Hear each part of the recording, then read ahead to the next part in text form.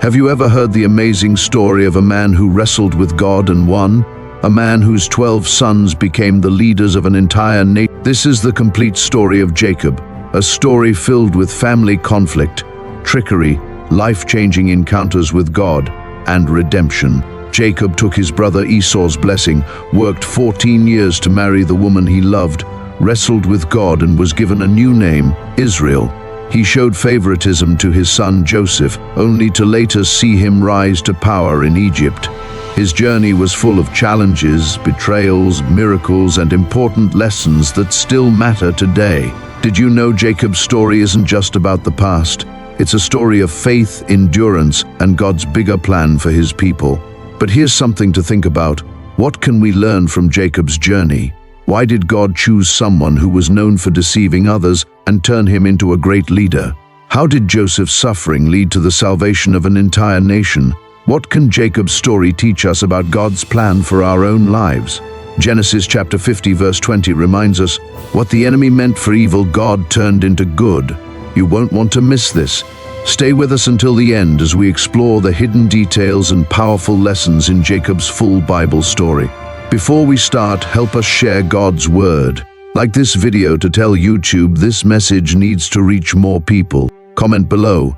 What part of Jacob's story inspires you the most? Subscribe and turn on notifications so you never miss our powerful Bible teachings. Share this with friends and family to help others grow in faith. Now, let's begin this amazing journey through the life of Jacob, the man who became Israel. Our story starts in Genesis chapter 25, verse 21 to 26, in the land of Canaan, where Isaac and his wife Rebekah lived. Isaac, the son of Abraham, married Rebekah, but for many years she couldn't have children. Seeing her pain, Isaac prayed to the Lord for her. God heard his prayer and blessed them, not with one but 2 babies growing in her womb. But soon Rebekah noticed something strange. She felt a great struggle inside her. Her babies seemed to be fighting. Worried and confused, she asked the Lord what was happening. Genesis chapter 25 verse 23 says, 2 nations are in your womb, and 2 peoples from within you will be separated. One people will be stronger than the other, and the older will serve the younger. This prophecy showed that the 2 babies Rebekah carried would grow into 2 separate nations. One would be stronger, and unlike usual traditions, the younger son would be greater than the older. This was a glimpse of God's plan for the future. Finally, the time came for Rebekah to give birth.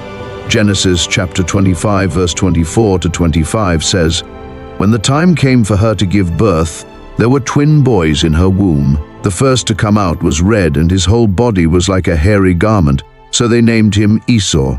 Esau's red, hairy appearance stood out, and his name is believed to reflect his rough and rugged nature.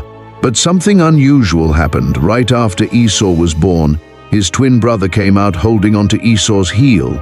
Genesis chapter 25 verse 26 says, after this his brother came out with his hand grasping Esau's heel, so he was named Jacob. The name Jacob means heel grabber or supplanter, a sign of what was to come. Later in life, Jacob would take Esau's place and receive blessings that would shape the future of their descendants. As they grew up, their personalities became very different. Genesis chapter 25 verse 27 says, the boys grew up, and Esau became a skillful hunter, a man of the open country, while Jacob was content to stay at home among the tents. Esau loved adventure. He was a strong and wild outdoorsman, an expert hunter who enjoyed the thrill of the chase. Isaac loved Esau because he brought home fresh meat from his hunts, but Jacob was different. He was quieter, more thoughtful, and preferred staying close to home. He spent his time caring for the flocks and helping around the house. Rebekah saw something special in Jacob and favored him. This favoritism would later cause a lot of conflict in the family. One day, after a long hunting trip, Esau came home exhausted and starving. He found Jacob cooking a tasty pot of red lentil stew over the fire. Genesis chapter 25 verse 29 to 30 says, once when Jacob was cooking some stew, Esau came in from the open country famished. He said to Jacob, quick, let me have some of that red stew, I'm famished. That is why he was also called Edom. Seeing an opportunity, Jacob decided to make a deal. Genesis chapter 25 verse 31 says, Jacob replied, "First, sell me your birthright." In ancient times, the birthright was very important. It gave the firstborn son, first, a double portion of the family's wealth, second, the leadership of the family, third, a spiritual blessing, including God's promise for future generations. But Esau was impulsive and only cared about his hunger in that moment. He didn't see how valuable his birthright was. Genesis chapter 25 verse 32 says, "Look, I am about to die," Esau said. "What good is the birthright to me?" Jacob made sure to seal the deal by making Esau swear an oath before giving him food. Genesis chapter 25 verses 33 to 34 say, "But Jacob said, 'Swear to me first.' So he swore an oath to him, selling his birthright to Jacob. Then Jacob gave Esau some bread and some lentil stew. He ate and drank and then got up and left. So Esau despised his birthright. At that moment, Esau gave up his future for a simple meal. He lost his special place in God's plan because he acted on impulse instead of thinking wisely. Many years passed and Isaac became old, weak, and blind. He knew his life was coming to an end, so he decided to give his final blessing to his oldest son, Esau. Genesis chapter 27 verses 1 to 2 say, "When Isaac was old and his eyes were so weak that he could no longer see, he called for Esau his older son and said to him, 'My son.' 'Here I am,' he answered. This blessing was more than just words. It was a sacred inheritance, passed down from Abraham to Isaac, and now to the next generation. It included God's promise of land, wealth, and leadership. Whoever received this blessing would become the head of the family and the spiritual heir of God's covenant. Isaac told Esau to go hunt for wild game and prepare his favorite meal. After eating, Isaac would bless him. Genesis chapter 27 verse 4 says, "Prepare me the kind of tasty food I like and bring it to me to eat, so that I may give you my blessing before I die." Excited, Esau went out to hunt, completely unaware that someone was listening, his mother Rebekah. Rebekah had always favored Jacob over Esau. She remembered the prophecy God gave her when she was pregnant, that the older son would serve the younger, Genesis chapter 25 verse 23. She was afraid Esau would receive the blessing that was meant for Jacob, so she came up with a plan to deceive Isaac. Genesis chapter 27 verses 6 to 7 say, "Rebekah said to her son Jacob, 'Look, I overheard your father say to your brother Esau, bring me some game and prepare me some tasty food to eat, so that I may give you my blessing in the presence of the Lord before I die.' She quickly told Jacob to bring her 2 goats so she could prepare a meal just like Isaac loved, but Jacob hesitated. Genesis chapter 27 verses 11 to 12 say, "Jacob said to Rebekah his mother, 'But my brother Esau is a hairy man, while I have smooth skin. What if my father touches me? I would appear to be tricking him and would bring down a curse on myself rather than a blessing.' But Rebekah was determined. She reassured Jacob and told him to do exactly as she said. With no other choice, Jacob followed his mother's instructions. First, Rebekah dressed Jacob in Esau's best clothes so he would smell like Esau. Second, she covered Jacob's hands and neck with goat skin so they would feel hairy like Esau's. Third, she prepared the meal and gave it to Jacob, telling him to take it to Isaac. Genesis chapter 27 verses 18 to 19 say, "He went to his father and said, 'My father.' 'Yes, my son,' he answered. 'Who is it?'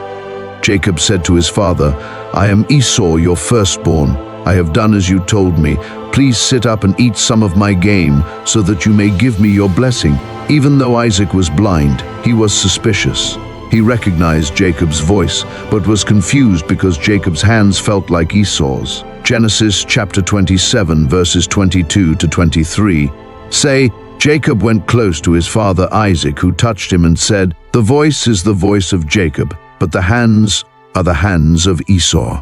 He did not recognize him, for his hands were hairy like those of his brother Esau, so he blessed him. Even though Isaac had doubts, he ate the meal and gave Jacob the blessing that was meant for Esau." Genesis chapter 27, verses 28 to 29 say, "May God give you heaven's dew and earth's richness, an abundance of grain and new wine. May nations serve you and peoples bow down to you. Be lord over your brothers, and may the sons of your mother bow down to you. May those who curse you be cursed, and those who bless you be blessed." With this blessing, Jacob had officially taken both the birthright and the special promise from God. Just as Jacob left, Esau returned from his hunt, excited to receive his father's blessing. Genesis chapter 27, verses 31 to 32. He too prepared some tasty food and brought it to his father. Then he said to him, "My father, please sit up and eat some of my game so that you may give me your blessing." His father Isaac asked him, "Who are you?" "I am your son," he answered, "your firstborn Esau." At that moment, Isaac realized he had been tricked. Genesis chapter 27, verse 33 says, "Isaac trembled violently and said, 'Who was it then that hunted game and brought it to me? I ate it just before you came, and I blessed him. And indeed he will be blessed.'" Esau was heartbroken. He cried out and begged his father to bless him too, but Isaac told him he had already given everything to Jacob. Genesis chapter 27, verse 38 says, Esau said to his father, "Do you have only one blessing, my father? Bless me too, my father." Then Esau wept aloud. Isaac then gave Esau a different blessing. Genesis chapter 27, verses 39 to 40 say, "Your dwelling will be away from the earth's richness, away from the dew of heaven above. You will live by the sword, and you will serve your brother. But when you grow restless, you will throw his yoke from off your neck." This meant Esau's descendants would struggle, while Jacob's line, the Israelites, would receive God's promise. Esau was furious. Genesis chapter 27, verse 41 says, Esau held a grudge against Jacob because of the blessing his father had given him. He said to himself, "The days of mourning for my father are near, then I will kill my brother Jacob." Fearing for Jacob's life, Rebekah told him to escape to her brother Laban's house in Haran. Genesis chapter 27, verses 42 to 43 say, "When Rebekah was told what her older son Esau had said, she sent for her younger son Jacob and said to him, 'Your brother Esau is planning to avenge himself by killing you. Now then, my son, do what I say. Flee at once to my brother Laban in Haran.' Isaac, now understanding the situation, also told Jacob to go to Laban and find a wife among his relatives. Genesis chapter 28, verses 3 to 4 say, "May God Almighty bless you and make you fruitful and increase your numbers until you become a community of peoples. May he give you and your descendants the blessing given to Abraham." Jacob had no choice but to leave his home. This would be the beginning of a long journey that would change his life forever. Jacob had never traveled far from home before, but now he was alone, afraid, and unsure about his future. His mother, Rebekah, had told him to flee to her brother Laban's house in Haran, which was hundreds of miles away. Jacob began a long and difficult journey across the wilderness. He traveled through rocky deserts, open plains, and high mountains. As the sun set and darkness covered the land, he became too tired to continue. Genesis chapter 28, verse 11 says, "When he reached a certain place, he stopped for the night because the sun had set. Taking one of the stones there, he put it under his head and lay down to sleep." Jacob had no idea that this night would change his life forever. As he fell asleep, God gave him an incredible vision. Genesis chapter 28, verse 12 says, "He had a dream in which he saw a stairway resting on the earth, with its top reaching to heaven, and the angels of God were ascending and descending on it. In his dream, Jacob saw a great stairway, or ladder, reaching from earth to heaven. Angels were moving up and down, carrying out God's work. This was a powerful sign that there was a connection between heaven and earth, a bridge between God and humanity. At the top of the stairway stood the Lord himself.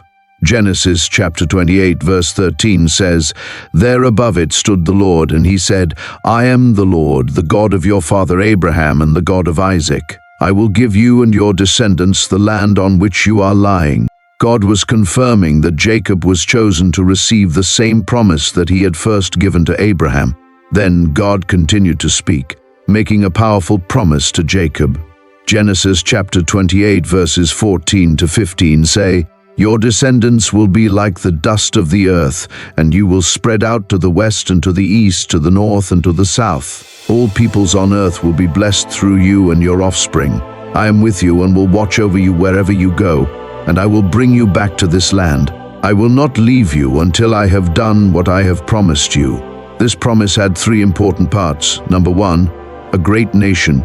Jacob's family would grow as countless as the dust of the earth. This pointed to the 12 tribes of Israel. Number two, a blessing to all nations. God's promise wasn't just for Jacob, it would bless the whole world. This was a prophecy about the coming of Jesus, the Messiah, who would bring salvation. Number three, God's presence and protection. Even though Jacob was alone, God assured him that he would always be with him and would bring him back to Canaan.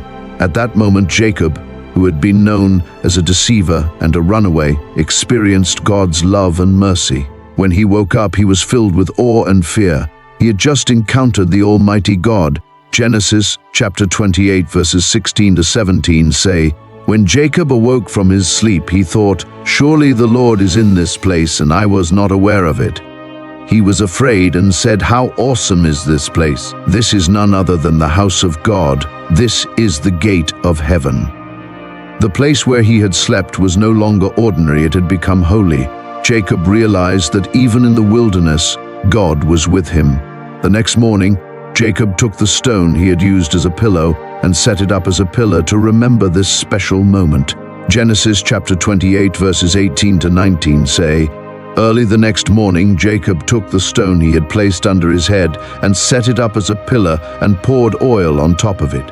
He called that place Bethel, though the city used to be called Luz. Jacob renamed the place Bethel, which means house of God. This was a turning point in his life. He was no longer just a deceiver or a fugitive. He was now a man chosen by God for a greater purpose. Filled with emotion from what he had experienced, Jacob made a promise to God. Genesis chapter 28 verses 20 to 21 say, "Then Jacob made a vow, saying, 'If God will be with me and will watch over me on this journey I am taking, and will give me food to eat and clothes to wear so that I return safely to my father's household, then the Lord will be my God.'" Jacob was starting to trust in God's care, but his faith was still growing. He made a deal with God, asking for protection in exchange for his devotion. He also made a bold declaration. Genesis chapter 28 verse 22 says, "And this stone that I have set up as a pillar will be God's house, and of all that you give me I will give you a tenth." This was one of the first acts of tithing. Jacob promised to give a tenth of everything he received back to God. Though he was still learning what it meant to follow God, this was an important step in his spiritual journey. After encountering God at Bethel, Jacob continued his long journey to Haran, the land of his mother's family. He traveled for weeks through deserts, rivers, and valleys until he finally arrived near the city. As he got closer, he saw a well in the fields where shepherds were gathered with their flocks, waiting for someone to roll away the heavy stone covering the well. Genesis chapter 29 verses 9 to 10 say, "While he was still talking with them, Rachel came with her father's sheep, for she was a shepherd. When Jacob saw Rachel, daughter of his uncle Laban, and Laban's sheep, he went over and rolled the stone away from the mouth of the well and watered his uncle's sheep." The moment Jacob saw Rachel, the daughter of his uncle Laban, he was amazed by her beauty. Overcome with excitement and affection, he showed great strength by rolling away the stone by himself, a task that normally took several men. Then Genesis chapter 29 verse 11 says, "Then Jacob kissed Rachel and began to weep aloud. Jacob introduced himself as Rebekah's son, making him Rachel's cousin. She was thrilled and ran to tell her father Laban. Laban warmly welcomed Jacob into his home. Genesis chapter 29 verse 14 says, "Then Laban said to him, 'You are my own flesh and blood.'" Jacob had finally found a place to stay, but he had no idea of the challenges that awaited him. Very quickly, Jacob fell deeply in love with Rachel. She was beautiful, kind, and hard-working, unlike anyone he had ever met. After living with Laban's family for a month, Jacob expressed his desire to marry Rachel. Seeing an opportunity, Laban asked what Jacob wanted as his payment for working for him. Genesis chapter 29 verse 18 says, "Jacob was in love with Rachel and said, 'I'll work for you 7 years in return for your younger daughter Rachel.' Jacob was so in love with Rachel that he was willing to work 7 long years just to marry her.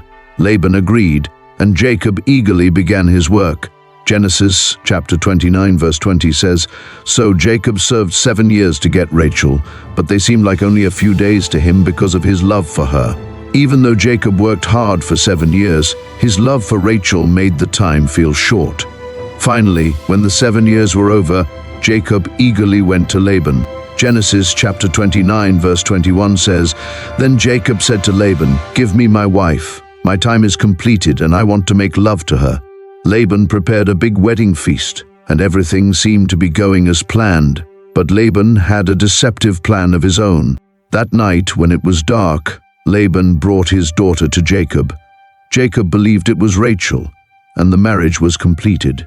But when morning came, Jacob was shocked. It was Leah, not Rachel. Genesis chapter 29 verse 25 says, "When morning came, there was Leah. So Jacob said to Laban, 'What is this you have done to me? I served you for Rachel, didn't I? Why have you deceived me?' Jacob was angry and betrayed. The deceiver had now been deceived. Just as he had tricked Esau, now he had been tricked by Laban. Laban explained his reasoning. Genesis chapter 29 verse 26 says, "Laban replied, 'It is not our custom here to give the younger daughter in marriage before the older one.' Then Laban made another deal with Jacob. If he worked another 7 years, he could marry Rachel too. Genesis chapter 29 verses 27 to 28. "Finish this daughter's bridal week, then we will give you the younger one also, in return for another 7 years of work." Although heartbroken, Jacob agreed. A week later, he finally married Rachel, the woman he truly loved. But now he had 2 wives, one he loved deeply, and one he had been tricked into marrying. This started a rivalry between the 2 sisters that would change Jacob's family forever. Jacob loved Rachel more than Leah, and Leah felt rejected. But God saw her pain and blessed her with children, while Rachel could not have any. Genesis chapter 29 verse 31 says, "When the Lord saw that Leah was not loved, he enabled her to conceive, but Rachel remained childless. Leah gave birth to 4 sons. First, Reuben, meaning see a son; second, Simeon, meaning one who hears; third, Levi, meaning attached; fourth, Judah, meaning praise from Judah's family, would come King David, and later Jesus Christ, the Messiah. But even after having children, Leah still longed for Jacob's love, which remained with Rachel. Rachel, heartbroken and jealous, desperately wanted children. She even gave her servant Bilhah to Jacob so she could have children through her. This led to even more competition between the sisters. Genesis chapter 30 verse 1 says, "When Rachel saw that she was not bearing Jacob any children, she became jealous of her sister. So she said to Jacob, 'Give me children or I'll die.' Jacob was frustrated because he knew that only God could bless Rachel with children. For many years, Rachel waited and prayed. Finally, God answered her. Genesis chapter 30 verses 22 to 24 say, "Then God remembered Rachel. He listened to her and enabled her to conceive. She became pregnant and gave birth to a son and said, 'God has taken away my disgrace.' She named him Joseph and said, 'May the Lord add to me another son.' Rachel's first son was Joseph, who would later become a powerful leader in Egypt and save his family from a terrible famine. Years later, God blessed Rachel again with another son, Benjamin. But sadly, Rachel died during childbirth. Genesis chapter 35 verse 18 says, "As she breathed her last, for she was dying, she named her son Ben-Oni, but his father named him Benjamin." Her death was a heartbreaking loss for Jacob, who had loved her deeply from the moment he first saw her. After 20 years in Haran, Jacob had become very wealthy with wives, children, servants, and many animals. But despite all his success, he carried a heavy burden. He had left home in fear for his life because of Esau's anger. Now, after God commanded him to return to Canaan, Jacob knew he would have to face Esau again. Genesis chapter 31 verse 3 says, "Then the Lord said to Jacob, 'Go back to the land of your fathers and to your relatives, and I will be with you.' Jacob obeyed and started the long journey back home with his large family and flocks. But as he got closer to his homeland, messengers returned with frightening news. Esau was coming with 400 men. Genesis chapter 32, verses 6 to 7 say, "When the messengers returned to Jacob, they said, 'We went to your brother Esau, and now he is coming to meet you, and 400 men are with him.' In great fear and distress, Jacob divided the people who were with him into two groups. Jacob was terrified. Was Esau still angry? Was he coming for revenge? In his fear and desperation, Jacob turned to God for help. Genesis chapter 32, verses 9 to 11 say, "Then Jacob prayed, 'O God of my father Abraham, God of my father Isaac, Lord, you who said to me, "Go back to your country and your relatives, and I will make you prosper. I am unworthy of all the kindness and faithfulness you have shown your servant. Save me, I pray, from the hand of my brother Esau, for I am afraid he will come and attack me." Jacob humbled himself, admitting that only God could protect him. Wanting to calm Esau's anger, Jacob sent many gifts ahead of him, hundreds of goats, sheep, camels, cows, and donkeys, hoping to make peace. Genesis chapter 32, verse 20 says, "For he thought, I will pacify him with these gifts I am sending on ahead. Later, when I see him, perhaps he will receive me." But even after sending gifts, Jacob was still afraid. That night, he sent his family, servants, and possessions across the Jabbok River, but he stayed behind, alone. Then something incredible happened. Genesis chapter 32, verse 24 says, "So Jacob was left alone, and a man wrestled with him till daybreak. Out of nowhere, a mysterious man appeared and began wrestling with Jacob. This was no ordinary fight, it lasted all night. Jacob was strong, but he could not defeat his opponent. At the same time, the man could not overpower Jacob. This was a supernatural encounter that would change Jacob's life forever. Genesis chapter 32, verse 25 says, "When the man saw that he could not overpower him, he touched the socket of Jacob's hip, so that his hip was wrenched as he wrestled with the man. With just one touch, Jacob's hip was dislocated. At that moment, he realized this was no ordinary man. He was wrestling with God." Genesis chapter 32, verse 26 says, "Then the man said, 'Let me go, for it is daybreak.' But Jacob replied, 'I will not let you go unless you bless me.' Even though he was in pain, Jacob refused to let go. He held on tightly, demanding a blessing. This wasn't just a physical struggle, it was a moment of spiritual desperation. Jacob wanted God's favor and approval. Genesis chapter 32, verse 27 says, "The man asked him, 'What is your name?' 'Jacob,' he answered. Jacob spoke his name, which meant deceiver or supplanter. But God was about to change his identity forever. Genesis chapter 32, verse 28 says, "Then the man said, 'Your name will no longer be Jacob, but Israel, because you have struggled with God and with humans and have overcome.'" Jacob had spent his whole life striving and deceiving. He tricked Esau, fooled Isaac, and outsmarted Laban. But now he had wrestled with God himself, and in that moment, God gave him a new name, Israel. The name Israel means one who struggles with God and prevails. Jacob had been broken, humbled, and transformed. He was no longer just a deceiver. He was now a man of faith, chosen to lead God's people. Jacob, realizing he had wrestled with a divine being, asked for his name. Genesis chapter 32, verse 29 says, "Jacob said, 'Please tell me your name.' But he replied, 'Why do you ask my name?' Then he blessed him there. God did not reveal his name, but Jacob knew the truth. He had wrestled with God himself. Genesis chapter 32, verse 30 says, "So Jacob called the place Peniel, saying, 'It is because I saw God face to face, and yet my life was spared.'" Jacob had come face to face with the Almighty, and that moment changed him forever. Now Israel, he was no longer the same man. He had wrestled with God, received a blessing, and was forever transformed. Jacob had 12 sons, but there was one he loved the most, Joseph. Joseph was the firstborn of Rachel, Jacob's beloved wife, and he was born to Jacob in his old age. Because of this, Jacob treated Joseph differently from his other sons. Genesis chapter 37, verse 3 says, "Now Israel loved Joseph more than any of his other sons, because he had been born to him in his old age, and he made an ornate robe for him.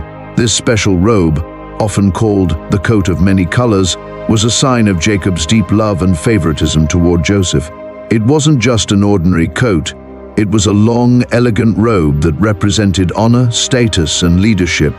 To Joseph's older brothers, this was unfair. They were angry and jealous that their father treated Joseph like he was more important than them. And things only got worse when Joseph started having dreams. Joseph had 2 prophetic dreams that showed he would one day rule over his family. Genesis chapter 37 verses 6 to 7 say, "He said to them, 'Listen to this dream I had. We were binding sheaves of grain out in the field when suddenly my sheaf rose and stood upright, while your sheaves gathered around mine and bowed down to it.' His brothers were furious." Genesis chapter 37 verse 8 says, "His brothers said to him, 'Do you intend to reign over us? Will you actually rule us?' And they hated him all the more because of his dream and what he had said. But then Joseph had another dream. Genesis chapter 37 verse 9 says, "Then he had another dream, and he told it to his brothers. 'Listen,' he said, 'I had another dream, and this time the sun and moon and 11 stars were bowing down to me.' Even Jacob was surprised and questioned him. Genesis chapter 37 verse 10 says, 'What is this dream you had? Will your mother and I and your brothers actually come and bow down to the ground before you?' Though Jacob corrected Joseph, he still thought about the meaning of the dreams. But Joseph's brothers were filled with jealousy and anger. They wanted to get rid of him. One day, Joseph's brothers saw their chance. Genesis chapter 37 verse 18 says, "But they saw him in the distance, and before he reached them, they plotted to kill him. Instead of killing him, they decided to throw him into a pit and leave him to die." Genesis chapter 37 verse 24 says, "And they took him and threw him into the pit. The pit was empty, there was no water in it. As they sat down to eat, they saw a caravan of traders heading to Egypt." Genesis chapter 37 verse 28 says, "So when the Midianite merchants came by, his brothers pulled Joseph up out of the cistern and sold him for 20 shekels of silver to the Ishmaelites, who took him to Egypt. To cover up their crime, they took Joseph's special robe, dipped it in animal blood, and lied to Jacob, saying a wild animal had killed him.